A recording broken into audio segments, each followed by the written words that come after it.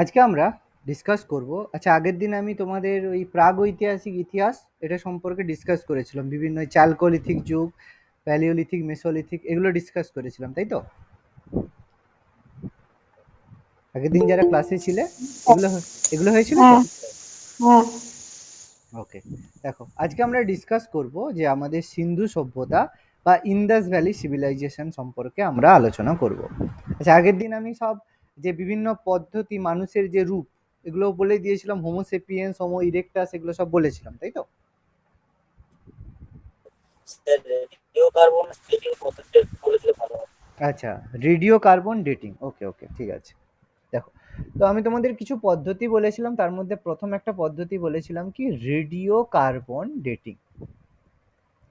দেখো, এই পদ্ধতিটা অ্যাকচুয়ালি হচ্ছে কোনো প্রত্নতাত্ত্বিক জিনিস যার বয়স নির্ধারণ বা এজ নির্ধারণ করার জন্য ব্যবহার করা হয়। বয়স নির্ধারণ করার জন্য ব্যবহার করা হয়। জিনিসটা কি কি হয়, আমাদের কার্বন যেটা রয়েছে, আমাদের অ্যাটমসফিয়ারে তো কার্বন রয়েছে, সে কার্বনের হচ্ছে ভর সংখ্যা হয় 12, প্রোটন সংখ্যা হয় 6। 6টা কি হয়, নাম্বার অফ প্রোটন, তাই তো? আর ভর সংখ্যা 12 কি হয়, প্রোটন প্লাস নিউট্রন, তাই তো? এবার এই ধরনের কার্বনের কি হয়, এই ধরনের থাকে, যেই কার্বনের কি হয়, ভর সংখ্যা হয় 14, প্রোটন সংখ্যা হয় 6। তার মানে সেই কার্বন, সেই অ্যাটমটার মধ্যে কিসের পার্থক্য হচ্ছে, নিউট্রনের পার্থক্য হচ্ছে। মানে নিউট্রন এখানে বেশি সংখ্যক আছে, 8টা নিউট্রন আছে। তার মানে নিউট্রন আর প্রোটনের মধ্যে একটা ডিসব্যালেন্স, এখানে 6টা, এখানে 8টা। এই কারণে কি হয়, এই পরমাণুগুলো কি করে, স্বতঃস্ফূর্তভাবে তার নিউক্লিয়াস থেকে, কারণ একটা অ্যাটমের যে নিউক্লিয়াস, সেই নিউক্লিয়াসের মধ্যে প্রোটন আর নিউট্রন থাকে। এবার নিউট্রনের সংখ্যা যখন বেশি হয়ে যাবে, তখন কি হবে, এই নিউক্লিয়াস থেকে নিউট্রনগুলো স্বতঃস্ফূর্তভাবে ফ্রিলি বেরোতে থাকে। এই ঘটনাকে বলা হয় রেডিও অ্যাক্টিভিটি বা তেজস্ক্রিয়তা। এবার কি হয়, রেডিও কার্বন ডেটিং এর সময় এই যে কোনো একটা জিনিস হয়, তার মধ্যে এই C12 আইসোটোপ আর C14 আইসোটোপের মধ্যে একটা রেশিও থাকে, একটা ফিক্সড রেশিও থাকে। তার মানে সেই জিনিস থেকে যদি C14 আইসোটোপের কার্বনটা ক্রমাগত বেরোতে থাকে, বেরিয়ে যেতে থাকে, তাহলে সেই রেশিওটা আস্তে আস্তে কমে যাবে। তাহলে সেইটা দেখে আমরা বুঝতে পারি যে সেই জিনিসটা কত পুরানো বা কত এজেড। এবার বোঝা গেছে রেডিও কার্বন ডেটিং পদ্ধতিটা? ক্লিয়ার প্রত্যেকের? Yes, sir. ওকে, চলো তাহলে আজকে আমরা শুরু করছি। রেডিও কার্বন ডেটিংটা আমি বললাম, আজকে আমরা শুরু করছি আমাদের সিন্ধু সভ্যতা বা ইন্দাস ভ্যালি সিভিলাইজেশন। দেখো, প্রথমে যদি আমরা সিভিলাইজেশন বলি, প্রথম সিভিলাইজেশন যেটা আমরা বলবো, সবচেয়ে প্রাচীনতম সভ্যতা, তাহলে কি হবে, সবচেয়ে প্রাচীনতম সভ্যতা কি? হরপ্পা সভ্যতা। এটা আমরা ছোটবেলা থেকে 9-10 বইতে পড়ে এসেছি। এবার আমাদের একটু ধারণাটা পাল্টাবে। সবচেয়ে প্রাচীনতম সভ্যতা হবে মেহেরগড় সভ্যতা। ওকে, তোমরা 9-10 বই যাই পড়ে আসো, সেখানে দেখো হরপ্পা সভ্যতাই বলা হবে, মেহেরগড় সভ্যতা বলা হয়নি, কারণ মেহেরগড় সভ্যতা অনেক পরে আবিষ্কার হয়েছে। ওকে, সেই কারণে মেহেরগড় সভ্যতা হবে সবচেয়ে প্রাচীনতম সভ্যতা। তো এটা আবিষ্কৃত হয়েছিল কবে, খুব ইম্পর্টেন্ট, মেহেরগড় সভ্যতা আবিষ্কার হয় 1974-এ, 1974 সালে। কে আবিষ্কার করেছিল, একজন ফরাসি প্রত্নতত্ত্ববিদ ছিল, তার নাম ছিল, ফরাসি প্রত্নতত্ত্ববিদ ছিল, তার নাম ছিল Jean François, François Jarrige. Note down করবে চারি। প্রত্যেকে, জাঁ ফ্রাঁসোয়া জারিজ 1974 সালে মেহেরগড় সভ্যতার যে ধ্বংসস্তূপ বা প্রত্নকেন্দ্রটা আবিষ্কৃত করেছিলেন জাঁ ফ্রাঁসোয়া জারিজ। এটা কোথায় পাওয়া গেছে, এটা কিন্তু ভারতের বাইরে পাওয়া গেছে। কোথায় পাওয়া গেছে, পাকিস্তানে পাওয়া গেছে। পাকিস্তানের স্থান হচ্ছে বেলুচিস্তান, পাকিস্তানের বেলুচিস্তানে এটা পাওয়া গেছে। যদি স্পেসিফিক বলে, বালুচিস্তানের কাচ্চি সমভূমি, খুব ইম্পর্টেন্ট, কাচ্চি সমভূমিতে মেহেরগড় সভ্যতার নিদর্শন পাওয়া গেছে। দেখো, আশা করি এতটা প্রত্যেকে নোট ডাউন করেছো। আর যদি বলে মেহেরগড় সভ্যতা কোন নদীর তীরে অবস্থিত, রিভার, তাহলে বলবো এটা সিন্ধু নদী বা যেটাকে ইংলিশে বলা হয় ইন্দাস রিভারের পাশে অবস্থিত, সিন্ধু নদী বা ইন্দাস রিভার। দেখো এই 4টে পয়েন্ট আশা করি প্রত্যেকে নোট ডাউন করেছো। একটু দাঁড়ান। লিখে নাও লিখে নাও। সবচেয়ে প্রাচীনতম সভ্যতা আমরা বলবো মেহেরগড় সভ্যতা, যেটা 1974 সালে ফরাসি প্রত্নতত্ত্ববিদ জাঁ ফ্রাঁসোয়া জারিস আবিষ্কার করেন, যেটি বর্তমানে অবস্থিত পাকিস্তানের বেলুচিস্তানের কাচ্চি সমভূমিতে। মেহেরগড় সভ্যতাটি সিন্ধু নদীর তীরে অবস্থিত। ওকে, যদি বলে কোন সাইড, পশ্চিম দিকে, সিন্ধু নদীর পশ্চিম দিকে।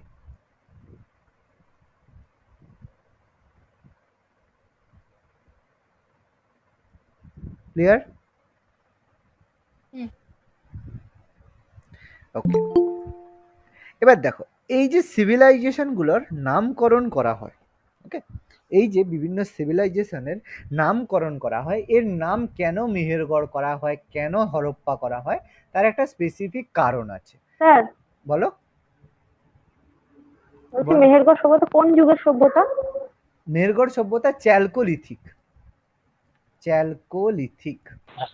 তো এই যে এই যে সভ্যতাটা হচ্ছে চ্যালকোলিথিক, বা যদি অপশনে দেয় নিওলিথিক। আমাদের তো 3টে যুগ বলেছিলাম পড়বে, প্যালিওলিথিক, মেসোলিথিক আর নিওলিথিক। এই 3টে হয়, নিওলিথিকেরই একটা পার্ট হিসেবে আমাদের চ্যালকোলিথিক হয়। তাহলে অপশনে যদি প্যালিওলিথিক, মেসোলিথিক, নিওলিথিক থাকে তাহলে নিওলিথিক অ্যান্সার করব, কিন্তু যদি অপশনে চ্যালকোলিথিক থাকে চ্যালকোলিথিক হবে অ্যাপ্রোপ্রিয়েট অ্যান্সার। বুঝতে পারলাম প্রত্যেককে? মনে থাকবে কি বললাম? স্যার আরেকবার বলুন। হ্যাঁ, যদি অপশন যেরকম থাকবে অপশনের মতো করে আমাদের করতে হবে। যদি অপশনে থাকে প্যালিওলিথিক, মেসোলিথিক আর নিওলিথিকের মধ্যে কোনটি, তখন আমরা বলবো নিওলিথিক।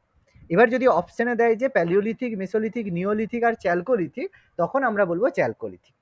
ওকে, কারণ নিওলিথিকেরই একটা অ্যাপ্রুভ পার্ট হচ্ছে চ্যালকোলিথিক, যেটাকে তাম্রপ্রস্তর যুগ বলা হয়। আগের দিন আসলে বলেছিলাম তাম্রপ্রস্তর যুগ, যেটাকে আমরা ব্রোঞ্জ যুগও বলে থাকি, এক্সপ্লেন করেছিলাম, আশা করি মনে আছে। মনে আছে তো এগুলো, না এগুলো ভুলে গেছো?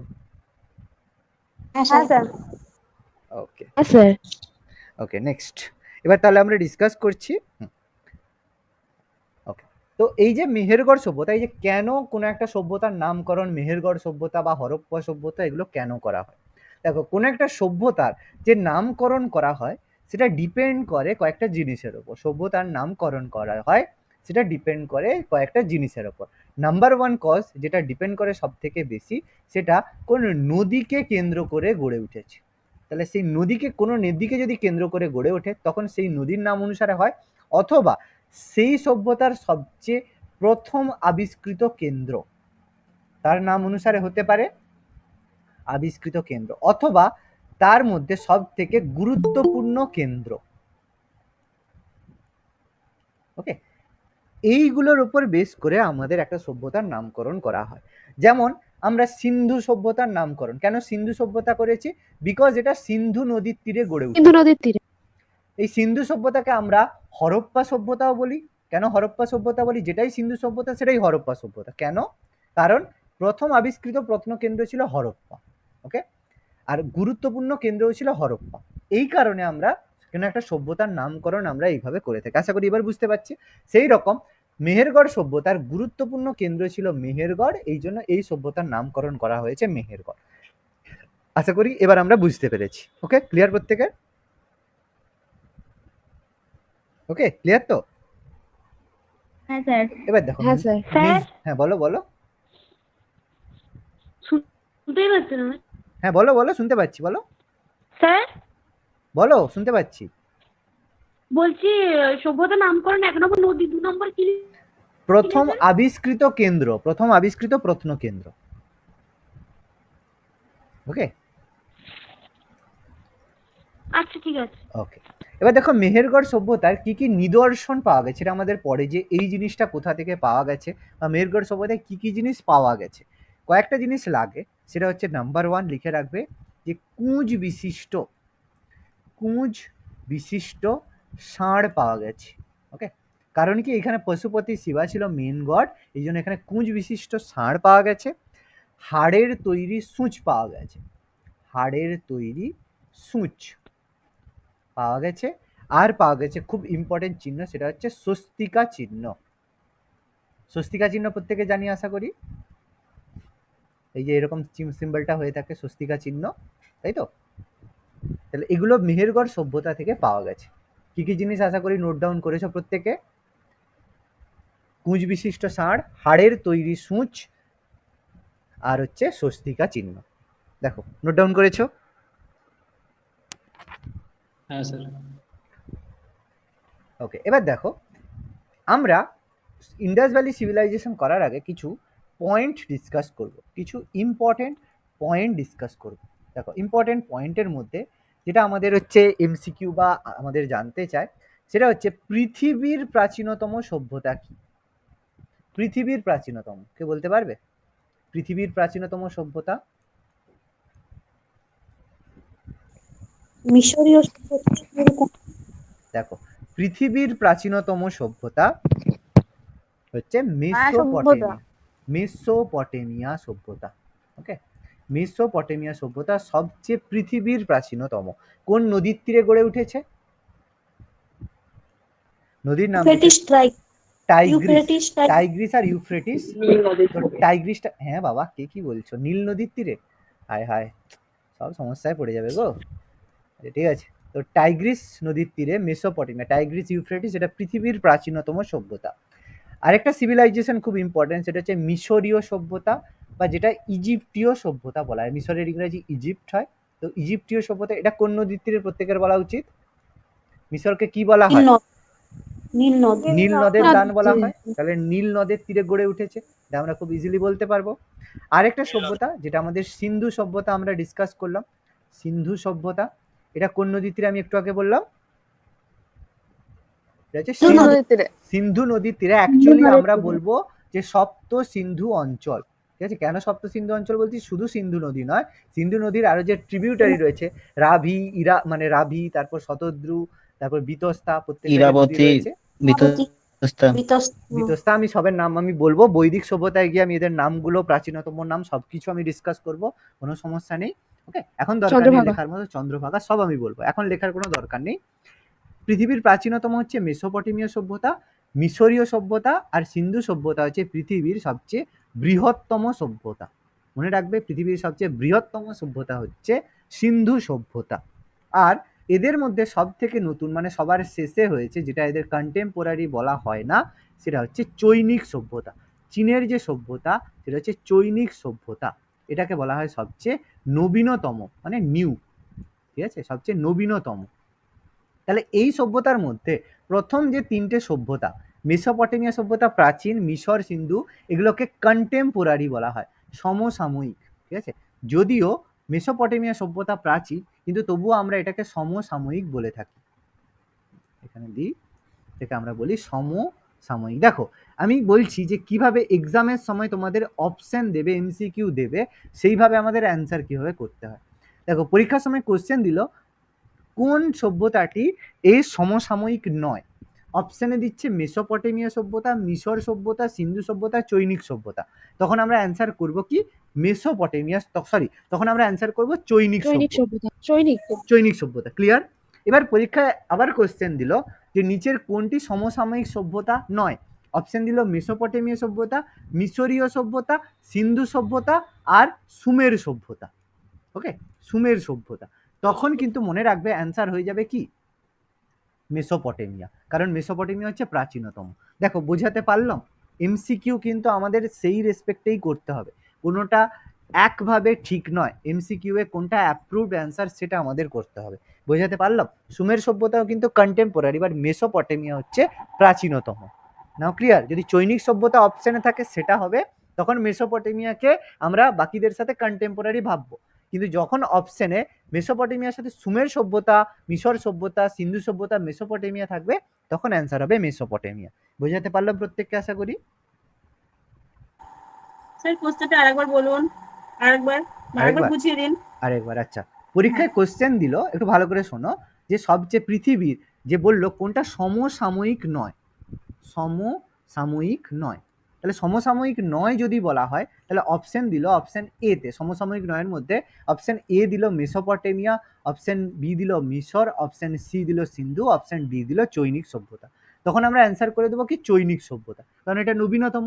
আবার সেম কোশ্চেন দিল, অপশনে দিল মেসোপটেমিয়া সভ্যতা, মানে চৈনিক সভ্যতা অপশনে দিল না, মেসোপটেমিয়া সভ্যতা, মিশর সভ্যতা, সিন্ধু সভ্যতা আর সুমের সভ্যতা, তখন আমাদের অ্যান্সার হয়ে যাবে কি মেসোপটেমিয়া সভ্যতা। এবার বোঝাতে পারলাম? হ্যাঁ স্যার। ওকে, স্যার বলো বলো বলো। বলছি প্রাচীন সভ্যতা বললেন মেহেরগড় সভ্যতা, হুম। এটা কি পৃথিবীর কোনটা প্রাচীনতম, মেহেরগড় না মেসোপটেমিয়া? লেখাই তো দেখতে পাচ্ছ, পৃথিবীর প্রাচীনতম মেসোপটেমিয়া আমি লিখেছি। আর এখানে কি লিখেছিলাম? আর ভারত। প্রাচীনতম প্রাচীনতম সভ্যতা এটা এটা ভারতের। ভারতের। হ্যাঁ, ভারতের। ও, এটা লেখা হয়নি, আচ্ছা ঠিক আছে, এটা হচ্ছে ভারতের প্রাচীনতম সভ্যতা, ঠিক আছে, এখানে আমার লেখা হয়নি। ওকে, এবার ক্লিয়ার আশা করি প্রত্যেকে। স্যার বলছি চৈনিক সভ্যতা কি হোয়াংহো নদীর তীরে? আচ্ছা, এটা হচ্ছে ছাড়া হয়ে গেছে, বাহ বাহ, ভেরি গুড, মনে করিয়েছো, খুব ভালো। অ্যাকচুয়ালি ইয়েস, তুমি ঠিক বলেছো একদম।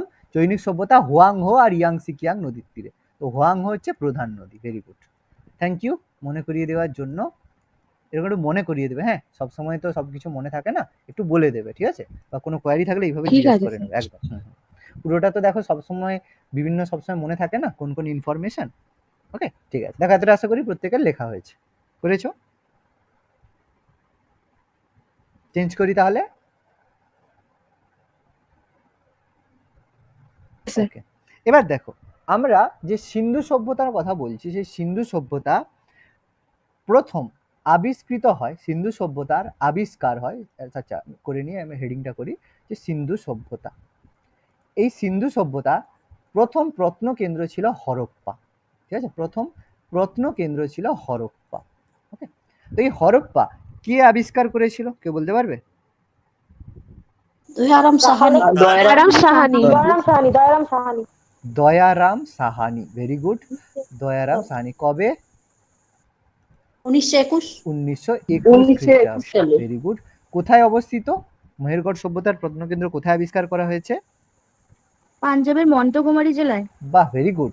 অ্যাকচুয়ালি বলতে হবে পশ্চিম পাঞ্জাবের, ঠিক আছে, পশ্চিম পাঞ্জাব মানে যেটা বর্তমানে আমাদের পাকিস্তানে রয়েছে, পাকিস্তান। ঠিক আছে, পশ্চিম পাঞ্জাবের মন্টগোমারি জেলা, মন্টগোমারি জেলাতে এটা ছিল সিন্ধু সভ্যতার প্রথম আবিষ্কৃত প্রত্নকেন্দ্র। কোন নদী কেউ বলতে পারবে? কোন রিভার? স্যার রাভি নদী। রাভি নদীর তীরে, ভেরি গুড, রাভি নদীর তীরে। রাভি বা যেটা হচ্ছে ইরাবতী, ঠিক আছে, রাভি নদী যেটাকে আমরা বর্তমান নাম আমাদের ইরাবতী নদীর তীরে অবস্থিত। এটা ছিল সিন্ধু সভ্যতার প্রথম আবিষ্কৃত প্রত্নকেন্দ্র, নাম ছিল হরপ্পা। দ্বিতীয় আবিষ্কৃত প্রত্নকেন্দ্র মহেঞ্জোদাড়ো, মহেঞ্জোদাড়ো কে আবিষ্কার করেছিল? রাখাল বন্দ্যোপাধ্যায়। রাখাল দাস। বলো সাল, বলো। 1922। 1922 সালে। 1922, 1922 সালে। কোথায় অবস্থিত? সিন্ধু প্রদেশে লারকানা জেলায়, লারকানা। আমাদের ইন্দাস বা বর্তমানে সিন্ধু প্রদেশের Larkana district, very good, Larkana জেলাতে অবস্থিত। কোন নদী? সিন্ধু নদী বা যেটা হচ্ছে ইন্দাস রিভার। এই দুটো হচ্ছে সিন্ধু সভ্যতার প্রথম আবিষ্কৃত প্রত্নকেন্দ্র, খুব ইম্পর্টেন্ট। বাকিগুলো আমি আস্তে আস্তে ডিসকাস করব, এই দুটো প্রথম আমাদের জানতে হবে। এবার এই সিন্ধু সভ্যতার যদি বলে যে নামকরণ কে করেছে, কে সিন্ধু সভ্যতার যে নামকরণ, যেটা হচ্ছে ইন্দাস ভ্যালি সিভিলাইজেশন, এটা কে করেছে? সিন্ধু সভ্যতার নামকরণ ইন্দাস ভ্যালি সিভিলাইজেশন, এটার নামকরণ কে করেছে?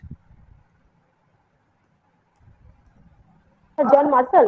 ভেরি গুড, নামকরণ যে ইন্দাস ভ্যালি নামকরণ করেছেন ঐতিহাসিক, এটা হচ্ছে জন মার্শাল। এই জন মার্শাল কে ছিল বাবু? 1837। কত? 1837? না, দেখো এক্সাভেট হলো 1921-এ, তাহলে নামকরণ কি 1837 হবে? ওর ব্যাপারটা আলাদা আছে, আমি ওটা না স্যার, ভুল বলো, হ্যাঁ ঠিক ঠিক। ওর ব্যাপারটা আলাদা আছে, আমি বলে দিচ্ছি। তুমি যেটা বলেছো ঠিক বলেছো, আমি তার কথা বলছি। তুমি যেটা বলছো আমি বুঝতে পেরেছি, তুমি যে কথাটা তুমি যে জায়গায় পড়ে যেটা দেখে বলেছো আমি বুঝতে পেরেছি, সেটা আমি ক্লিয়ার করছি একটু পরে, ঠিক আছে? তো এর নামকরণ করেছে কে? John Marshall. এবার এই জন মার্শাল কে ছিল? জন মার্শাল ছিল ভারতের যে এএসআই রয়েছে, এএসআই এর ফুল ফর্ম হচ্ছে আর্কিওলজিক্যাল সার্ভে অফ ইন্ডিয়া। জানি তো, নাম শুনেছি আর্কিওলজিক্যাল সার্ভে অফ ইন্ডিয়া। হ্যাঁ স্যার, হ্যাঁ। তো আর্কিওলজিক্যাল সার্ভে অফ ইন্ডিয়া তার সেই সময়ের হেড ছিল, বা যাকে বলবো চিফ, চিফ ছিল। তাহলে তার তত্ত্বাবধানে এই খনন কার্যগুলো হয়েছে, কারণ 1921 মানে ভারত তখন স্বাধীন নয়, পরাধীন রয়েছে। তার মানে সেই আর্কিওলজিক্যাল সার্ভে অফ ইন্ডিয়ার যে হেড ছিল সেই ছিল জন মার্শাল। তো তার তত্ত্বাবধানে এগুলো হয়েছিল, সেই জন্য তিনি নামকরণ করেছিলেন যে এটা হচ্ছে ইন্দাস ভ্যালি সিভিলাইজেশন। এবার এই আর্কিওলজিক্যাল সার্ভে অফ ইন্ডিয়া এটা কে তৈরি করেছিল বলতো? ফাউন্ডেড বাই, আসবে কারো জানা আছে? তার নাম হচ্ছে আলেকজান্ডার ক্যানিংহ্যাম। নাম শুনেছো কেউ? আলেকজান্ডার হ্যাঁ, স্যার। ক্যানিংহ্যাম। হ্যাঁ। এই আলেকজান্ডার ক্যানিংহ্যামই কিন্তু প্রথমবার সিন্ধু সভ্যতার একটা সিলমোহর পেয়েছিল। মনে রাখবে, প্রথম সিন্ধু সভ্যতার যে একটা সিলমোহর পেয়েছিল, একটা সিলমোহর পেয়েছিল, যেটা থেকে পরে বোঝা গেছে যে এখানে আরো কিছু পাওয়া যেতে পারে। প্রথম সিলমোহর পেয়েছিল কবে? সালটা হচ্ছে 1895। ওকে, এবার প্রথম আলেকজান্ডার ক্যানিংহ্যাম, তুমি একটু আগে যে সালটা বললে 1800, কত বললে? 37 বললাম। 1837। এটা ছিল যে সিন্ধু সভ্যতার যখন মানে খনন কার্য হয়নি, তার আগে প্রথমবার যে সিন্ধু সভ্যতায় কি হতো, আগে যে আমাদের যখন এই প্যালিওলিথিক, এই যে ভীমবেটকাটা নাম শুনেছিলে? আগের দিন বলেছিলাম ভীমবেটকা গুহা চিত্রা। সেই ভীমবেটকা গুহাতে যখন খনন কার্য বা ওখানে যে এভিডেন্স এসেছিল, তার ভিত্তিতে কিছু খনন কার্য করেছিল, সেইগুলো ছিল আমাদের, তোমার যে সালটা তুমি বললে 1837। ওকে, বুঝতে পারলে? এটা ওই এরিয়ার মধ্যে পড়ছে, ওটা সিন্ধু সভ্যতার সাথে রিলেটেড না, যদিও অনেকটা রিলেট করা হয়, বাট ডাইরেক্টলি রিলেটেড না। মনে থাকবে? আচ্ছা, এবার দেখো, সিলমোহর প্রথম 1895-তে পেয়েছিল কে?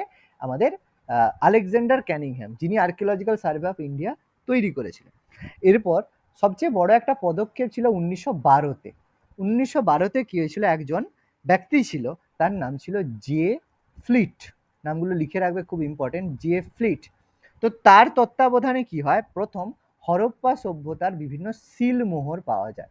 প্রথমবার হরপ্পার বিভিন্ন সিলমোহর পাওয়া যায়। সিলমোহর মানে বুঝতে পারছি, যেগুলোতে হরপ্পা সভ্যতা সম্পর্কে বিভিন্ন রকম ইনফরমেশন পাওয়া যায়। অ্যাকচুয়াল কথায় সিল পাওয়া গেছিল। ওকে, 1912-তে জে ফ্লিট হরপ্পা সভ্যতার বিভিন্ন সিলমোহর পান, যার ভিত্তিতে জন মার্শাল খনন কার্যটা শুরু করেছিল। দুটো তার কাছে কজ ছিল, প্রুফ ছিল, যার জন্য খনন কার্যে তিনি উৎসাহী হয়েছিলেন।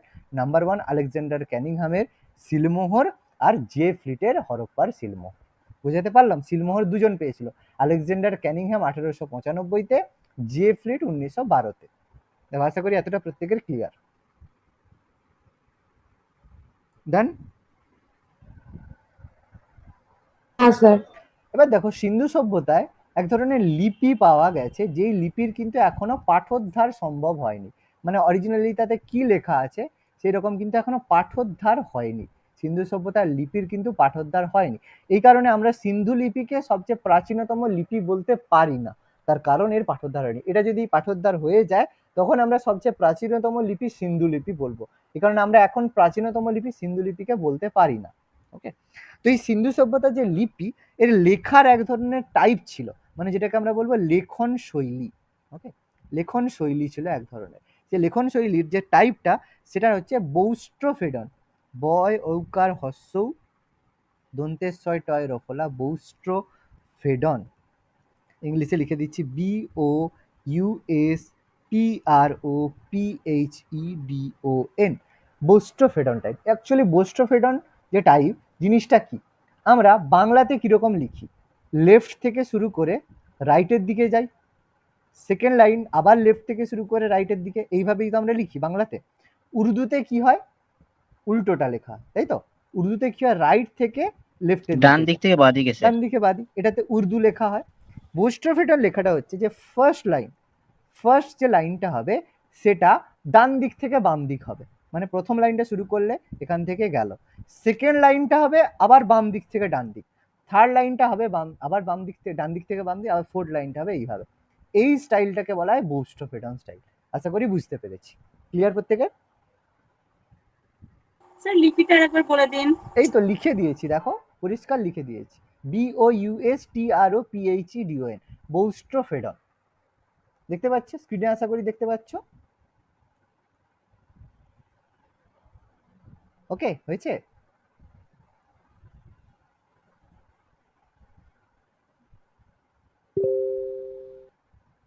দেখো, এবার এই সিন্ধু সভ্যতার যে লিপিগুলো হতো এগুলো টাইপ ছিল পিক্টোগ্রাফিক, ছিল কি পিক্টোগ্রাফিক। পিক্টোগ্রাফিক কথাটার অর্থ কি মানে বুঝতে পারছো? পিক্টোগ্রাফিক মানে যেটাকে বাংলায় বলে চিত্রলিপি, ছবি ছবির মাধ্যমে। ছবির মাধ্যমে। যেমন এরকম একটা ছবি দেওয়া হলো কি, যে আমি আগের দিন মনে হয় বলেও ছিলাম, এর একটা লোক রয়েছে, তার হাতে একটা বর্ষা রয়েছে, তারপরে একটা এরকম কুকুর বা বানর বা সিংহের ছবি আছে, তাহলে বুঝতে পারছি কি এই লোকটা বর্ষা দিয়ে সিংহ শিকার করেছে, তাই তো? এইগুলোকে বলে পিক্টোগ্রাফি। এইরকম লিপি আর কোন দেশে পাওয়া গেছে? মিশরে মিশরে। লিপিটার নাম কি? হাইরোগ্লিফিক। হায়ারোগ্লিফিক লিপি। হায়ারোগ্লিফিক। এটা হায়ারোগ্লিফিক লিপির মতো, এটা মিশরের যে লিপি হায়ারোগ্লিফিক লিপি তার মতো টাইপের পিক্টোগ্রাফি পাওয়া আমরা সিমিলারিটি পাচ্ছি। ওকে, যদিও এর এখনো পাঠোদ্ধার করা সম্ভব হয়নি। দেখো, আশা করি এতটা প্রত্যেকে বুঝতে পেরেছি। ক্লিয়ার? বলো, এতটা আশা করি প্রত্যেকের ক্লিয়ার।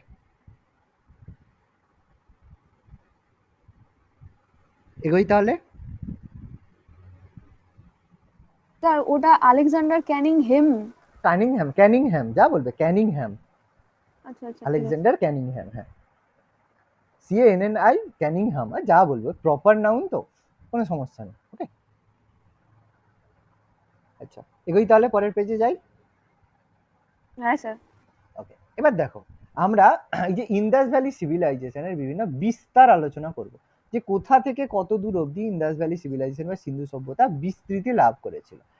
নাম্বার 1, বিস্তৃতি লাভের মধ্যে তাহলে প্রত্যেকের একটা নর্থ পয়েন্ট থাকবে, একটা সাউথ পয়েন্ট থাকবে, একটা হচ্ছে ইস্ট পয়েন্ট থাকবে, আর একটা ওয়েস্ট পয়েন্ট থাকবে। ওকে, তাহলে এই ধরনের চারটে এরকম পয়েন্ট থাকবে আমাদের। তাহলে চারটে পয়েন্টের নাম আমাদের জানতে হবে কোনটা কোথায় রয়েছে। তাহলে এদের নর্থ পয়েন্টটা কি? জম্মু অ্যান্ড কাশ্মীর, যে মান্ডা, ভেরি গুড, MANDA, বাংলাতে বলা হয় মান্ডা। ইস্ট পয়েন্ট কি? উত্তরপ্রদেশ, সাইটটার নাম হচ্ছে আলমগীরপুর, উত্তরপ্রদেশের আলমগীরপুর। এখানটা একটু সরিয়ে লিখতে হবে। উত্তরপ্রদেশের জায়গাটার নাম হচ্ছে আলমগীরপুর, আলমগীরপুর, যেটা বর্তমানে আমাদের মিরাট ডিস্ট্রিক্টে অবস্থিত, মিরাট জেলাতে অবস্থিত।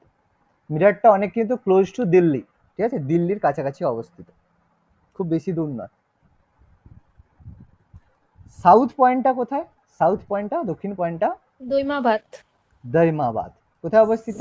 মহারাষ্ট্র। মহারাষ্ট্র। Daimabad, Maharashtra, very good. আর হচ্ছে ওয়েস্ট পয়েন্টটা আরকান উপকূলে। মার্কান কোস্ট, এটাকে ভালোভাবে অ্যাকচুয়ালি জায়গাটার নাম হচ্ছে সুতকা জেন্ডোর, সুতকা জেন্ডোর, যেটা আমাদের অবস্থিত মার্কান উপকূলে, করাচিতে। করাচি, ভেরি গুড, করাচিতে। মার্কান উপকূল, করাচি। এটা হচ্ছে সিন্ধু সভ্যতার বিস্তার, ইস্ট ওয়েস্ট নর্থ সাউথ। ওকে, এবার যদি বলে সিন্ধু সভ্যতার আকৃতি কিরকম, কি ধরনের আকৃতি? আকৃতি বলা হয় ত্রিভুজ আকার, ঠিক আছে, ট্রায়াঙ্গেল শেপড, ট্রায়াঙ্গেল, ত্রিভুজের মতো আকৃতি হয়েছে, যেটা বলা হয় এটা হচ্ছে ট্রায়াঙ্গেল শেপড। দেখো, আশা করি প্রত্যেকে এতটা ক্লিয়ার।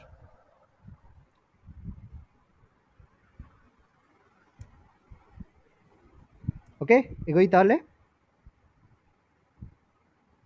একটু লিখে নিই। লিখে নাও, লিখে নাও।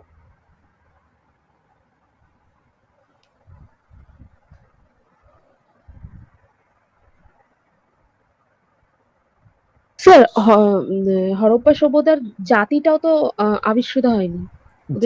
হ্যাঁ, জাতিটা অ্যাকচুয়ালি প্রোটো আল্ট্রয়েড মঙ্গলয়েড বলা হয়ে থাকে, স্পেসিফিক ভাবে জাতি নিয়ে কোশ্চেন আসে না, ঠিক আছে, জাতি নিয়ে সেভাবে ইনফরমেশন বা এগুলো নিয়ে অত নেই, কারণ বলা হয় যে প্রোটো আল্ট্রয়েড বলা হয়, মঙ্গলয়েড বলা হয়, অস্ট্রয়েড বলা হয়, তো এটা নিয়ে কোনো দরকার নেই, ঠিক আছে, এটা নিয়ে কখনো কোনো MCQ বা কোনো জায়গায় আচ্ছা। কোশ্চেন আসেনি এইভাবে, বা এটা নিয়ে আলোচনাও সেভাবে হয় না।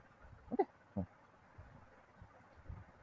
মানে অ্যাকচুয়ালি আর্যদের নিয়ে যতটা আলোচনা হয় সিন্ধু সভ্যতায় জাতিগত সেভাবে কোশ্চেন করা হয় না। ওকে, বোঝা গেছে? হ্যাঁ হ্যাঁ হ্যাঁ। দেখো চেঞ্জ করি, পরের পেজে যাচ্ছি, আলোচনা করি এরপরে। দেখো এবার সিন্ধু সভ্যতায় কি হয়, আমাদের যে প্রত্ন কেন্দ্রগুলো পাওয়া গেছে সেই প্রত্ন কেন্দ্রগুলোর মধ্যে কিছু প্রত্ন কেন্দ্র রয়েছে, বেশিরভাগ প্রত্ন কেন্দ্র আমাদের ভারতে পাওয়া গেছে, কিছু প্রত্ন কেন্দ্র আমাদের পাকিস্তানে পাওয়া গেছে, কিছু প্রত্ন কেন্দ্র আমাদের আফগানিস্তানে পাওয়া গেছে। তো আমাদের কিছু এইরকম প্রত্ন কেন্দ্রের মানে নাম আমাদের জানতে হবে। তো ভারতের অ্যাজ এ ডিস্ট্রিক্ট ওয়াইজ আমাদের কিছু কিছু পড়তে হবে। নাম্বার 1 পড়তে হবে, সেটা হচ্ছে কালীবঙ্গান। কালীবঙ্গান কোন ডিস্ট্রিক্টে অবস্থিত বলতে পারবে? হনুমানগড়, রাজস্থান। রাজস্থান। রাজস্থান। কালীবঙ্গান অবস্থিত আমাদের রাজস্থান। কালীবঙ্গান অবস্থিত আমাদের রাজস্থান। আচ্ছা, নেক্সট আমাদের হচ্ছে বনওয়ালি আর ভগবানপুর। এই দুটো প্রত্নকেন্দ্র কোন রাজ্যে অবস্থিত? এটা আমাদের বর্তমানে অবস্থিত হরিয়ানাতে। হরিয়ানা। ওকে, নেক্সট তার সেটা হচ্ছে, আচ্ছা আলমগীরপুর আমি বলে দিয়েছি, আর আমি লিখছি না, গুজরাটের আলমগীরপুর বলে দিয়েছি। এবার ইম্পর্টেন্ট জায়গা হচ্ছে রোপার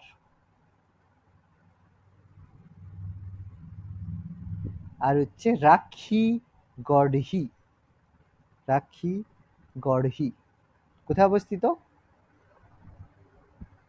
এই দুটো জায়গা অবস্থিত পাঞ্জাবে, মানে ভারতের পশ্চিম মানে পূর্ব পাঞ্জাব। ভগবানপুরটাও কি হরিয়ানা?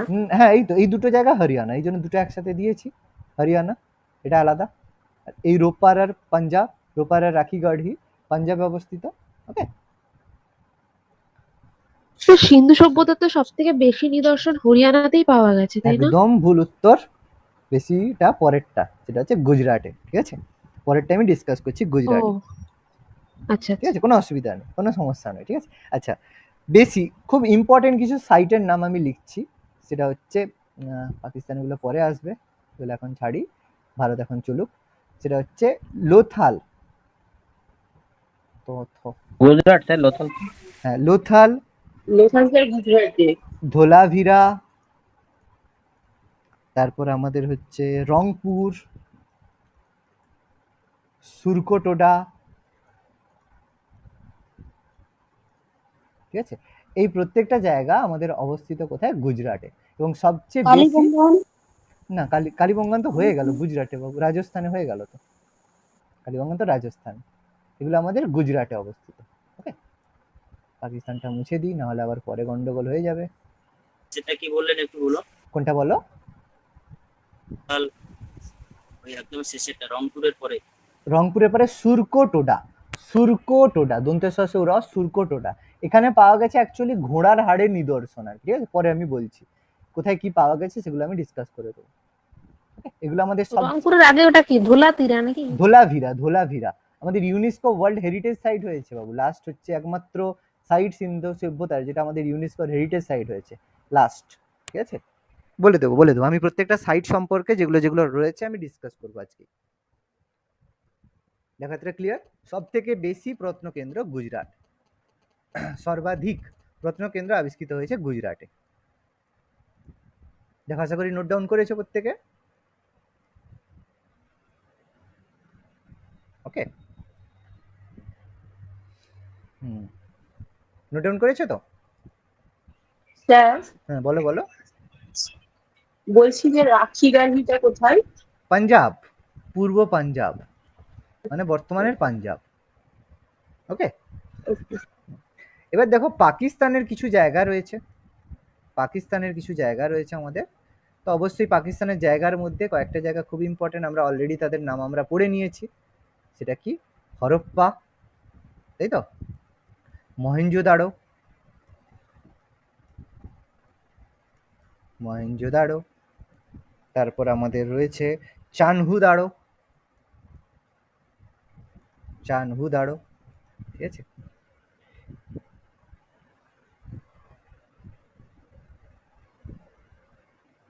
ডান। এগুলো আচ্ছা, এরকম একটা দিয়েছে, আর বেশি দরকার নেই, আরো আছে, বেকার বেশি পড়িয়ে লাভ নেই, মাথা খারাপ হয়ে যাবে। আচ্ছা, আর আফগানিস্তানের একটা জায়গা লিখে রাখো, আফগানিস্তানের একটা প্লেস আমাদের একটু লাগবে, আফগানিস্তানের, আফগানিস্তান,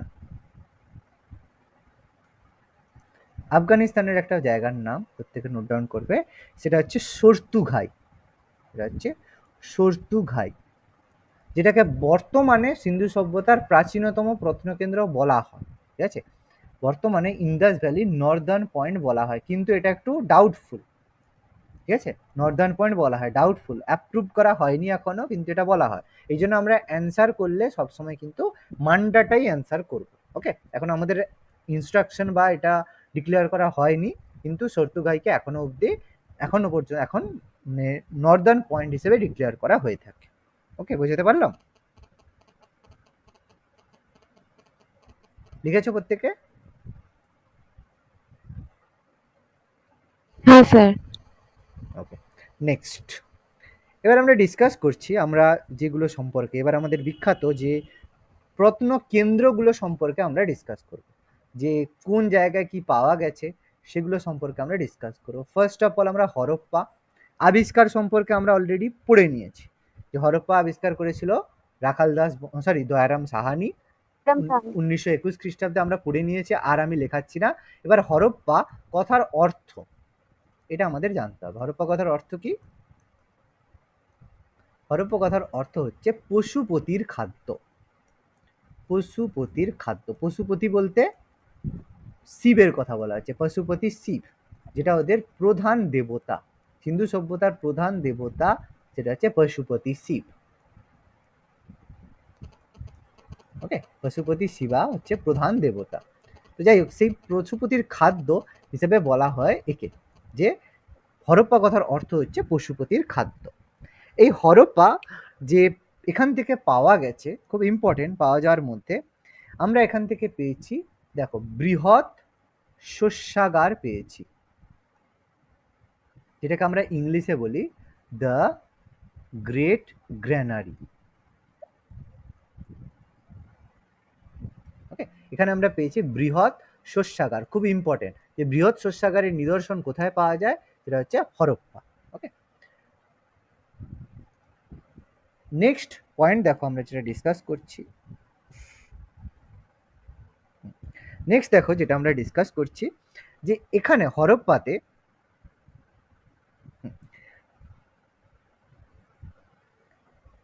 এটা একটু পরেই বলি, দরকার নেই। হ্যাঁ, একটা পাওয়া গেছে যে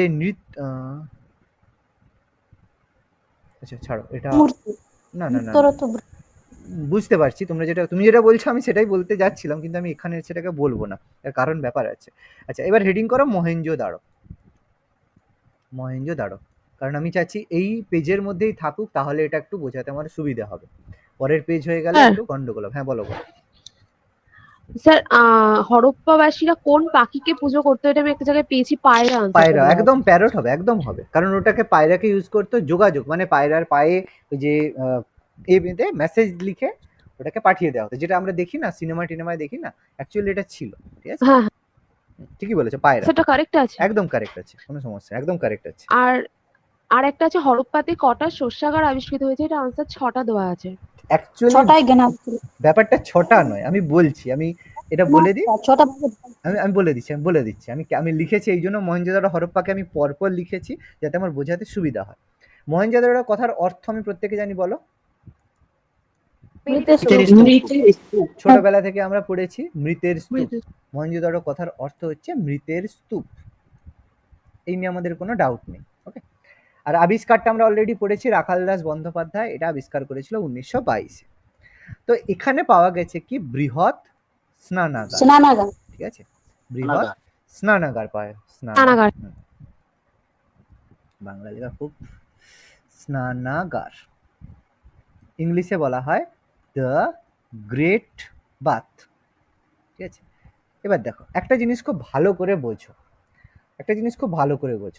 এই মহেঞ্জোদারো আমি লিখলাম, তার একটাই কারণ আছে, এই যে দ্য গ্রেট বাথ, এটা কিন্তু হরপ্পাতেও পাওয়া গেছে, মহেঞ্জোদারোতেও পাওয়া গেছে, দ্য গ্রেট গ্র্যানারি মহেঞ্জোদারোতেও পাওয়া গেছে, হরপ্পাতেও পাওয়া গেছে। ব্যাপারটা বোঝো, দুটোই কিন্তু দু জায়গাতেই পাওয়া গেছে এবং এই হরপ্পা আর মহেঞ্জোদারোর গঠন প্রায় একই রকম। এই জন্য হরপ্পা মহেঞ্জোদারোকে আমরা বলে থাকি টুইন সিটি। টুইন মানে কি? যমজ। যমজ যমজ। নগর। তাহলে এই দুটোর যে নগর, মানে এই দুটোর যে নগর পরিকল্পনা বা এদের যে ক্রিয়েশন, সেটা কিন্তু প্রায় একই রকম। এই কারণে আমরা এই জায়গাকে বলি কি যমজ নগর হিসাবে বলে থাকি। এবার এবার দেখো কি সমস্যাটা কি, দেখো একটা জিনিস খুব ভালো করে বোঝো, এক সেকেন্ড। এই যে হরপ্পায় যে শস্যাগারটা পাওয়া গেছে, ঠিক আছে, দেখো মহেঞ্জোদারোতে হচ্ছে, দেখো গ্রেট, আমি একটু লিখছি এরকম, গ্রেট গ্র্যানারি যেটা পাওয়া গেছে এটা মহেঞ্জোদারোতেও পাওয়া গেছে, হরপ্পাতেও পাওয়া গেছে। ওকে, মহেঞ্জোদারোতে যেটা পাওয়া গেছে তার সাইজ ছিল ৯,০০০ স্কোয়ার ফুট, ভালো করে বোঝো। আর হরপ্পাতে যেটা পাওয়া গেছে তার এরিয়া ছিল ৩,০০০ স্কোয়ার ফুট, দেখো ভালো করে বোঝো। তাহলে অ্যান্সার অনুযায়ী গ্রেট গ্র্যানারি কোথায় হওয়া উচিত? মহেঞ্জোদারো হওয়া উচিত, তাই তো? আবার কি হয় ব্যাপারটা দেখো, কেন আমি বলছি। বৃহৎ স্নানাগার যেটা মহেঞ্জোদারোতে পাওয়া গেছে, হরপ্পাতেও পাওয়া গেছে।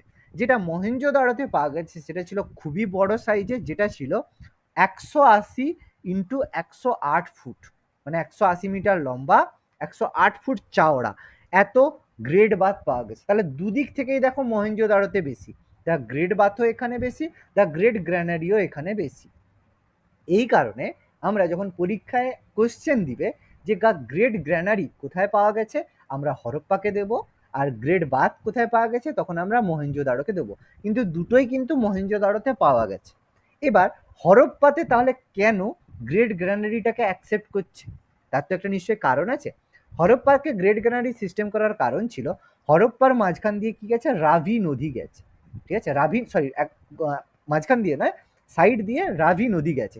এই রাভি নদীর তীরে কি হতো, এইভাবে ৬টা করে, কতগুলো হলো, ১ ২ ৩ ৪ ৫ ৬, এরকম ৬টা করে ১২টা এরকম শস্যাগার রাখা ছিল। মাঝখানে রাস্তা, এইদিকে ৬টা শস্যাগার, এদিকেও 6টা শস্যাগার রাখা ছিল।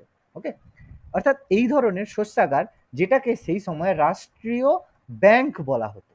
রাষ্ট্রীয় ব্যাংক, রাষ্ট্রীয় ব্যাংক কেন বলা হচ্ছে, তার কারণ কি, তখন তো আর কারেন্সি ছিল না, যার কাছে শস্য আছে সেই বড় লোক।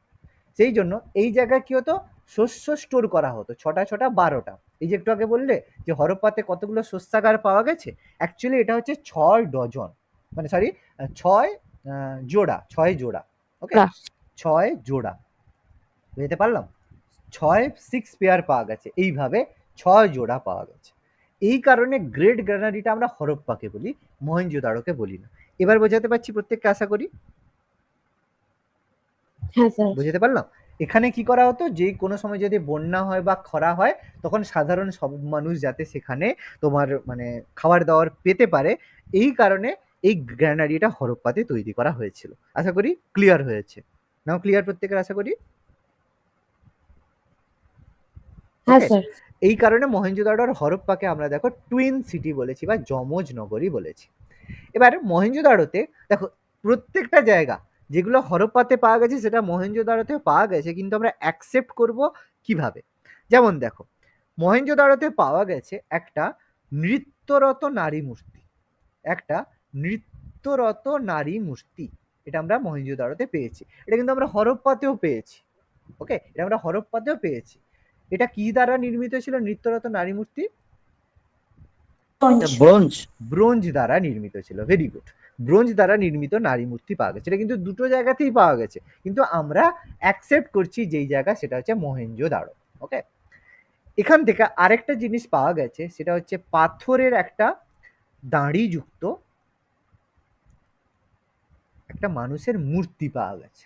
পাথরের মূর্তি পাওয়া গেছে, যেটা হচ্ছে মানুষের দাঁড়ি যুক্ত মানুষের মূর্তি পাওয়া গেছে, যেটা দেখে আমরা বুঝতে পারি যে সেই সময়ের লোকেরা মানে কোনো না কোনো সেখানকার মানে লোক, প্রভাবশালী লোক, সেই জন্য তার মূর্তি করা হতো। ওকে, আচ্ছা, তো এইটা ছাড়া আমরা মহেঞ্জোদারো হরপ্পাতে কিছু স্তর আবিষ্কার করেছি।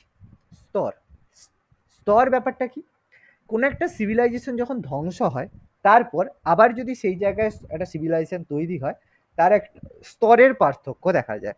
এইরকমভাবে আমরা মহেঞ্জোদাড়োতে স্তর পেয়েছি, এরকমভাবে 9টা স্তর পেয়েছি। হরপ্পাতে এরকম আমরা 6টা স্তর পেয়েছি। তার মানে মহেঞ্জোদাড়ো সভ্যতা কতবার ধ্বংস হয়েছিল? 9 বার। 8 বার। 8 বার। একদম। আর হরপ্পা সভ্যতা কবার ধ্বংস হয়েছিল? 5 বার। তার মানে যখন ধ্বংস হয়েছে বন্যার কারণে বা বৈদেশিক শত্রুর আক্রমণে, আবার কি হয়েছে? সিভিলাইজেশনটা তৈরি হয়েছে, যেটা বোঝায় সেই সময় যে শাসন ব্যবস্থা, যেটাকে আমরা পৌর শাসন ব্যবস্থা বলে থাকি, সেই পৌর শাসন ব্যবস্থা উন্নত ছিল। আশা করি বুঝতে পারছি আমার কথাটা প্রত্যেকের ক্লিয়ার। ওকে, দেখো এতটা আশা করি প্রত্যেকের ক্লিয়ার হয়েছে। ক্লিয়ার? এগোই তাহলে পরের কোশ্চেন, পরের পয়েন্টে, পরের শহরের দিকে। মহেঞ্জোদাড়ো হরপ্পা হলো। হ্যাঁ স্যার। ওকে, নেক্সট দেখো, মহেঞ্জোদাড়ো হরপ্পা আমরা অলরেডি ডিসকাস করে নিলাম। এবার আমরা ডিসকাস করব যেটার সম্পর্কে, সেটা হচ্ছে আমাদের লোথাল। খুব ইম্পর্টেন্ট একটা জায়গা হচ্ছে লোথাল। এই যে লোথাল যে শহরটা রয়েছে, এটা অবস্থিত কোথায়? আমি একটু আগে বললাম কোথায়? গুজরাট। গুজরাট। গুজরাটে। আমাদের 1953 সালে এস.আর. রাও এটাকে আবিষ্কার করেছে। ঠিক আছে, এস.আর. রাও এটাকে আবিষ্কার করেছে। লোথাল আমাদের আবিষ্কার করেছিল এস.আর. রাও। এটা যদি বলে কোন নদীর তীরে অবস্থিত বলতে পারবে? গুজরাটে ভোগবা নদীর তীরে। ঠিক আছে, সবরমতী। হ্যাঁ ভোগবা বলবে, সবরমতী স্যার বলবে। এটা সবরমতী। একদম একদম, দুটোই হবে, দুটোই হবে, কোনো অসুবিধা নেই। ভোগবা বা সবরমতী নদী একই নদী নয়, অ্যাকচুয়ালি দুটো আলাদা নদী, কিন্তু সাইডটা এতটা বড় ছিল, দুটোই অ্যাকসেপ্ট করা হয়, কোনোটাই ভুল নয়। ঠিক আছে, ভোগবা বা সবরমতী দুটোই হবে। 1953-তে এস.আর. রাও এটা আবিষ্কার করেছিল। এবার এই লোথালটা খুব ইম্পর্টেন্ট একটা সাইট, কারণ এটা হচ্ছে পৃথিবীর অ্যাজ ওয়েল অ্যাজ ভারতের প্রথম সামুদ্রিক বন্দর। এটা কিন্তু পৃথিবীর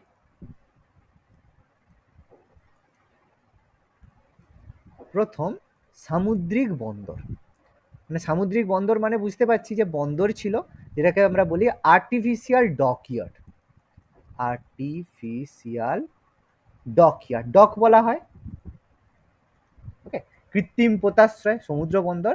এর মাধ্যমে তার মানে বুঝতে পারি যে হরপ্পার লোথালের মাধ্যমে সিন্ধু সভ্যতার লোকেরা বাণিজ্য করত। খুব ইজিলি আমরা এটা দেখে বুঝতে পারছি, তাহলে তারা বাণিজ্য বা ট্রেড করত।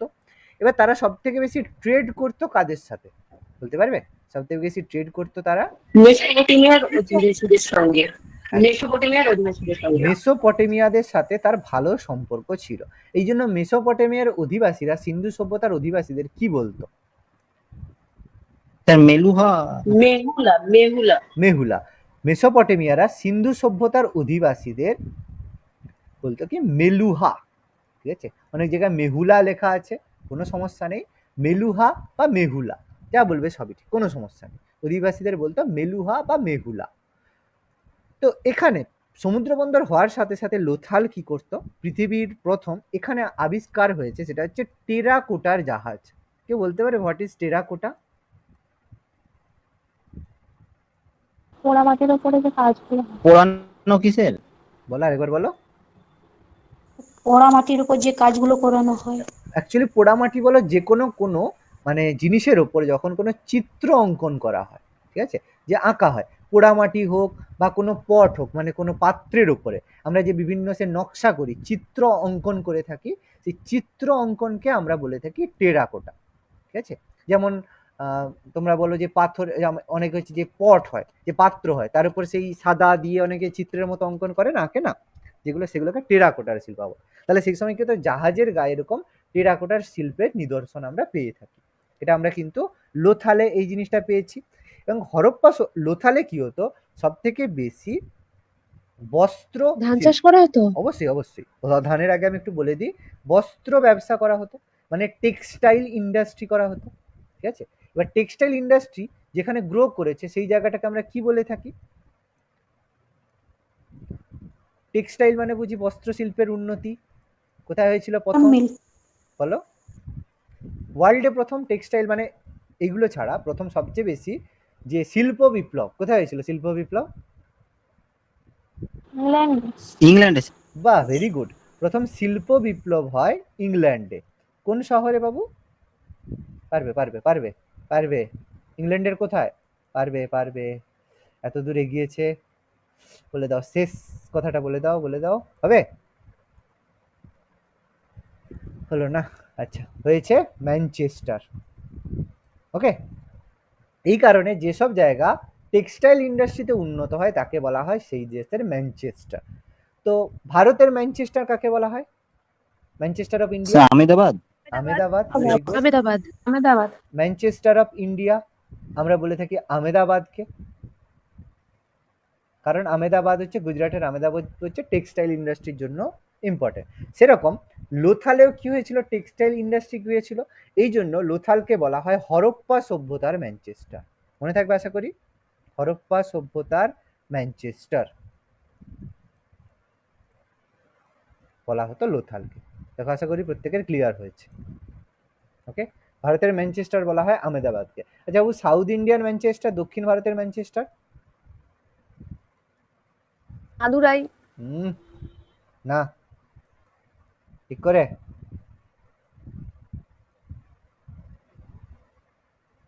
কি লিখলাম? কোয়েম্বাটুর। কোয়েম্বাটুর, ঠিক আছে, মনে রাখবে। ইন্ডিয়ার Manchester Ahmedabad, south Indian Manchester Coimbatore. আচ্ছা, নর্থ ইন্ডিয়ান ম্যানচেস্টার বলতে পারবে? আলাদা আলাদা এরকম বলা হয়, ঠিক আছে। নর্থ ইন্ডিয়ান ম্যানচেস্টার বলা হয় কানপুরকে, আর ইন্ডিয়ান ম্যানচেস্টার বললে আহমেদাবাদকে বলা হয়। ওকে, মনে রাখবে, ইনফরমেশনগুলো এখানে লিখে দিলাম। আচ্ছা, তো হরপ্পা সভ্যতার ম্যানচেস্টার বলা হয় আমাদের কোয়েম্বাটুরকে, সরি লোথালকে বলা হয়ে থাকে। Very good. তো নেক্সট, এখানে প্রথম আমরা কি ধান চাষের নিদর্শন পেয়েছি। ধান চাষের নিদর্শন, যেটাকে আমরা বলি কি ধানের প্রথম স্যার, বলো। এটি পৃথিবীতে প্রথম হবে? না দেখো, মানে পৃথিবীতে প্রথম আমি বলবো না, কারণ ধান চাষের যে নিদর্শন এটা প্রথম কিন্তু আমাদের আহমেদাবাদে হয়েছিল, ঠিক আছে, যেটা কিন্তু সিন্ধু সভ্যতার আগে যখন মেহেরগড় সভ্যতা ছিল তখন হয়েছে। যদিও এটা কন্ট্রোভার্সিয়াল, ঠিক আছে, এটা হচ্ছে কন্ট্রোভার্সিয়াল কথা, এই জন্য আমি বলছি না। যদি কোশ্চেন দেয় যে ধান চাষের নিদর্শন প্রথম কোথায় পাওয়া গেছিল, তাহলে আমরা যদি কোশ্চেন দেয়, দেখো আমি আবার একটা কথা বলছি, যদি কোশ্চেন অপশনের উপর ডিপেন্ড করবে। দেখো অপশনে হ্যাঁ স্যার, যদি কোশ্চেন আমি বলছি, অপশন যদি বলা হয় মেহেরগড় একটা অপশন দিয়েছে, অপশন দিয়েছে ইন্দাস ভ্যালি, অপশন দিয়েছে মেসোপটেমিয়া, ঠিক আছে, অপশন দিয়েছে আর হচ্ছে তোমার ধরো যে মিশর, তখন আমরা অ্যান্সার করব কি করব অ্যান্সার, তখন আমরা অ্যান্সার করব মেহেরগড়, একদম, তখন অ্যান্সার করব মেহেরগড়। কিন্তু যদি অপশনে মেহেরগড় না থাকে তখন আমরা অ্যান্সার করব ইন্দাস। বুঝাতে পারলাম? ডিপেন্ড করবে অপশনের ওপর। কি বললাম বোঝাতে পারছি আশা করি? ডেফিনেট ভাবে কখনো পড়ার চেষ্টা করুন, ডেফিনেট ভাবে পড়তে গেলে এখানে সমস্যায় পড়ে যাবে, কারণ কম্পিটিটিভতে দেখো লেখার পরীক্ষা নয়, এমসিকিউ এর পরীক্ষা। ক্লিয়ার আশা করি প্রত্যেকে? কি বললাম? হ্যাঁ। ওকে। তো এখানে দেখো ধান চাষের নিদর্শন পাওয়া গেছে, যেটাকে আমরা বলি ধানের তুষ পাওয়া গেছে। ধানের তুষ ব্যাপারটা বুঝি। তুষ মানে যেগুলো হচ্ছে,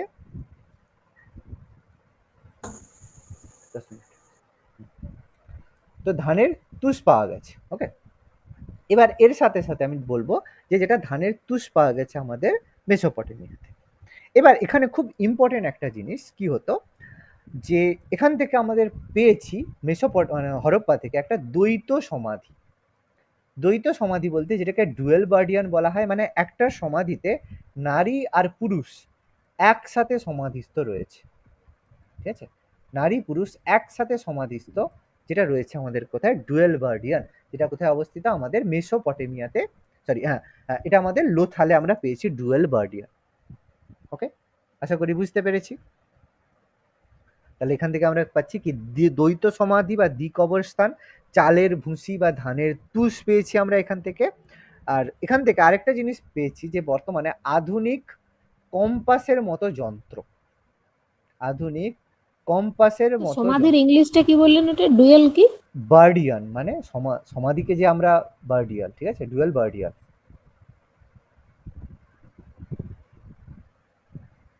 তো আধুনিক কম্পাসের মতো যন্ত্র পেয়েছি। এবার দেখো কম্পাসের মতো যন্ত্র মানে এটা কি বুঝতেই পারছি, যারা সমুদ্র যাত্রায় যেত তখন তো কম্পাস ছিল না, তারা কি করতো যে এই রকম যন্ত্রের সাহায্যে তারা কি করতো দিক নির্ধারণ করতো।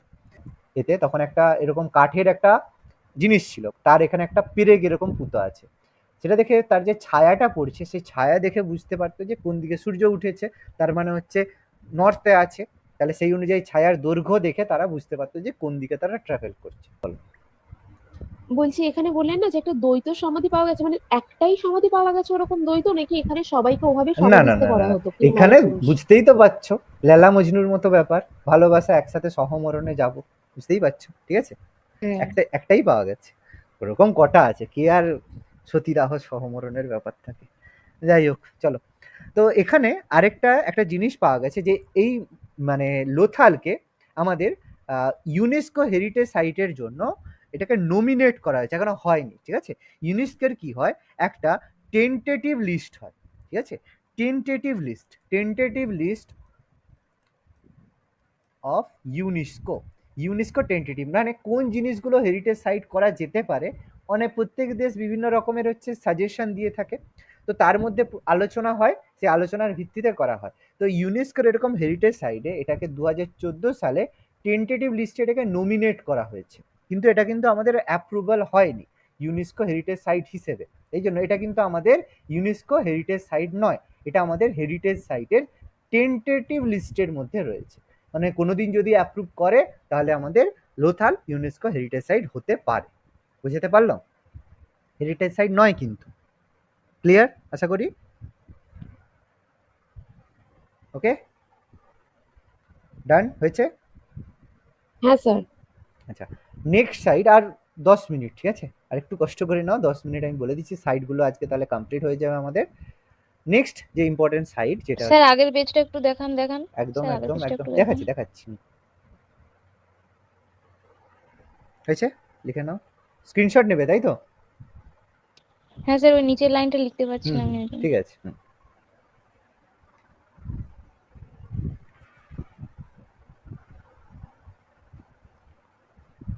এগোই তাহলে। হ্যাঁ স্যার। আচ্ছা, নেক্সট সাইট যেটা সম্পর্কে আমরা আলোচনা করব সেটা হচ্ছে কালীবঙ্গান। এই কালীবঙ্গান সাইটটা কোথায় কোন রাজ্যে অবস্থিত আমি অলরেডি বলে দিয়েছি, বলো ঝটপট। রাজস্থানে অবস্থিত। কালীবঙ্গান আবিষ্কার করেছিল 1960 সালে আবিষ্কার করেছিল, তার নাম ছিল বি.কে. থাপার এটা আবিষ্কার করেছিল কালীবঙ্গান কথার অর্থ কালো বালা, ঠিক আছে, কালো বালা। আচ্ছা, অনেক জায়গায় লেখা নেই, আমি একটু বলে দিচ্ছি, লোথাল কথার অর্থ অনেক জায়গায় আছে, বেশিরভাগ জায়গায় কিন্তু লোথাল কথার অর্থ নেই। লোথাল কথার অর্থ লিখে রাখবে, এটা কিন্তু লোথাল কথার অর্থ কিন্তু মহেঞ্জোদারোর মতো মৃতের স্তূপ, ঠিক আছে। এটা জেনারেলি অনেক বই মেনশন করে না, যেহেতু অ্যাকচুয়ালি এটা নিয়ে কন্ট্রোভার্সি আছে, যদি কোনো জায়গায় পড়ে অ্যান্সার করতে পারো, মৃতের স্তূপ লোথালকেও বলা হয়ে থাকে। ওকে, আচ্ছা, কালীবঙ্গান এগুলোকে কেন মৃতস্তূপ নাম দেওয়া হয়েছে, মানে কেন মৃতস্তূপ বলা হচ্ছে? দেখো বলা হচ্ছে মৃতদেহ কি পাওয়া গেছিল এখান থেকে? অ্যাকচুয়ালি বেশি সংখ্যক ওখানে মানে বার্ডিয়াল যেটা পাওয়া গেছে, তো অনেক রকম মানে যেহেতু দেখো 9 বার ধ্বংস হয়েছে না, তাই জন্য প্রচুর আমরা ওখান থেকে কঙ্কাল বলো এই জিনিসগুলো পেয়েছি, ঠিক আছে, সেই কারণে অ্যাকচুয়ালি বলা হয়ে থাকে।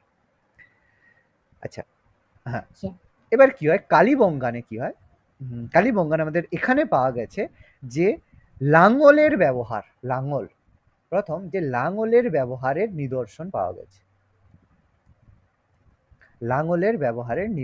পাওয়া গেছে, ঠিক আছে, যেটা প্রাচীনতম নিদর্শন। এছাড়া এখানে একটা জিনিস পাওয়া গেছে, সেটা হচ্ছে শল্য চিকিৎসার নিদর্শন। শল্য চিকিৎসা বলতে অপারেশন, অস্ত্রোপচার, ঠিক আছে। আচ্ছা, শল্য চিকিৎসার জনক কাকে বলা হয়? চরক সুশ্রুত। চরক সুশ্রুত না শুধু সুশ্রুত? মানে এদের মধ্যে কেউ একজন। সুশ্রুতকে বলা হয়, ঠিক আছে, ফাদার অফ শল্য চিকিৎসা সুশ্রুতকে বলা হয়। আচ্ছা, যাই হোক, তো এখানে পাওয়া গেছে এক সারিতে 7টি যজ্ঞবেদী। তাহলে বুঝতে পারছি যজ্ঞবেদী মানে কি হবে, এইরকম করে 7টি যজ্ঞবেদী এরকম করে আছে, 4টা এদিকে 3টা, তার মানে বোঝা যাচ্ছে বড় রকমের হোম টোম হতো, ঠিক আছে, পুরো এরকম 7টা যজ্ঞ বেদী রয়েছে, বড় হোম হতো, পাওয়া গেছে। এছাড়া আমরা কালীবঙ্গানে পেয়েছি এর যে আচ্ছা এখানে একটা কথা হচ্ছে, এখানের সিটাডেল, বলছি সিটাডেল 2 ভাগে বিভক্ত ছিল। এবার এখানে কথা হচ্ছে সিটাডেল জিনিসটা কি। সিটাডেল হচ্ছে সিন্ধু সভ্যতা, যদি বলি এটা একটা সাইট, এটা একটা বলি মেসোপটেমিয়া, একটা মেহেরগড় একটা সাইট। এর কি হতো, জায়গা এর মধ্যে কিছু কিছু জায়গা কি হতো, এরকম উঁচু করে দেওয়া হতো, এরকম উঁচু উঁচু পাহাড়ের মতো উঁচু করে দেওয়া হতো, এবং সেই উঁচু জায়গার চারদিকে কি করা হতো, পাঁচিল দিয়ে এরকম ঘিরে দেওয়া হতো। এবার এই পাঁচিল দেওয়া উঁচু জায়গার মধ্যে যারা শাসক হতো, মানে যারা অ্যাকচুয়ালি যাদের হাতে মানে যাদের মানে মানে হেড যারা, তারা সেই শাসকগণ এখানে বসবাস করতো, এখানে শাসক, তাদের এই যে উঁচু জায়গা এইগুলোকে বলা হতো সিটাডেল। আর নিচু এই জায়গায় কারা বসবাস করবে, যারা এই সমাজের কৃষিজীবী এরা হবে, যারা একটু গরিব হবে, মধ্যবিত্ত, তারা এখানে। তাহলে কেন এইভাবে হতো, যদি বন্যা হয় তাহলে কি হবে, এরা ভেসে যাবে, এরা ভেসে চলে যাবে, কেউ যদি অ্যাটাক করে এরা ভেসে যাবে, কিন্তু এরা সুরক্ষিত থাকবে। ওকে, এইটা হচ্ছে সিটাডেল। এদের সিটাডেল ছিল 2 ভাগে বিভক্ত, অন্যান্য জায়গায় নগর 2 ভাগ ছিল, সিটাডেল আর নিম্ননগর, এদের সিটাডেল হচ্ছে এরকম 2 ভাগে বিভক্ত ছিল। আশা করি বোঝা গেছে সিটাডেল ব্যাপারটা। ওকে, তো এখানে কি হয়ে গেছে, আমরা কালীবঙ্গানে আমরা উটের হাড়ের নিদর্শন পাওয়া গেছে, যেহেতু রাজস্থানে অবস্থিত এই জন্য এখানে উটের হাড়ের নিদর্শন পেয়েছি। দেখো, আশা করি বুঝতে পেরেছি। আচ্ছা, এখানে সমাধি যেগুলো ছিল, সমাধিগুলো 2 রকম শেপের পেয়েছি, একটা হচ্ছে চতুষ্কোণ, চতুষ্কোণ মানে যেটা আমাদের রেক্ট্যাঙ্গেল শেপ, আর হচ্ছে বৃত্তাকার সার্কেল, 2 ধরনের সমাধি আমরা পেয়েছি। দেখো, আশা করি এতটা নোট ডাউন করতে করেছো। ডান? স্যার বলো বলো বলো। স্যার বলছি স্যার কালীবঙ্গান কোন নদীর তীরে অবস্থিত? আচ্ছা, কালীবঙ্গান কোন নদীর তীরে অবস্থিত, বলো বলো, কে বলছো বলো। খড়খড়া নদীর তীরে। Very good. আচ্ছা, এটা আমার বলা হয়নি, ভেরি সরি। ঘরঘরা নদীর তীরে অবস্থিত, ভেরি গুড, ঘরঘরা নদীর তীরে, ভেরি গুড, থ্যাংক ইউ। দেখো, নোট ডাউন করেছো প্রত্যেকে? ওকে, হয়েছে? স্যার সমাধিটা একবার বলুন। সমাধিটা, আচ্ছা দেখো, সমাধি কি হতো, যে সেই সময় মানুষকে কি করা হতো, সমাধি দেওয়া হতো। এটা মানে আগের ক্লাসে আমি বলেছিলাম, কাউকে কিন্তু পোড়ানো হতো না, সমাধি দেওয়া হতো। সেই সমাধির মধ্যে মানুষ থাকতো, এরকম গোল 4 কোণা সমাধি হতো, আবার এরকম গোল সমাধিও হতো। গোলের মধ্যেও মানুষ শুতে পারবে, 4 কোণা, 2 রকমেরই সমাধি আমরা কালীবঙ্গানে পেয়েছি। ওকে, বোঝা গেছে এবার? ক্লিয়ার?